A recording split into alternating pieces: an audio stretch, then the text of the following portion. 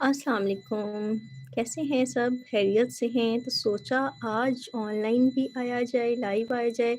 जैसे कि ये जो प्लांट है इसको क्रेसुला ओवाटा भी कहते हैं, इसको जेड प्लांट के नाम से और लक के नाम से लकी प्लांट के तौर पर जाना जाता है।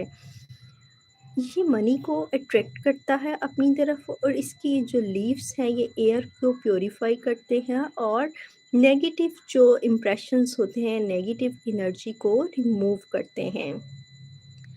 नेक्स्ट हम इस पे टिप्स शेयर करेंगे कि हम विंटर सीज़न में इसकी केयर कैसे करेंगे। क्या आप भी घर में जेड प्लांट लगाना चाहते हैं? आपको भी पसंद है? और इसकी सबसे बड़ी क्वालिटी तो ये है, छोटे-छोटे मिनी पॉट्स में भी बहुत अच्छे से ग्रो होता है और बड़ी प्यारी शेप ले लेता है।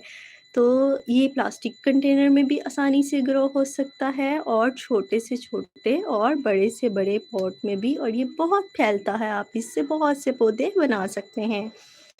वीडियो अच्छी लगे तो दूसरों से ज़रूर शेयर कीजिएगा। तब तक के लिए अल्लाह हाफ़िज़, टेक केयर अ लॉट।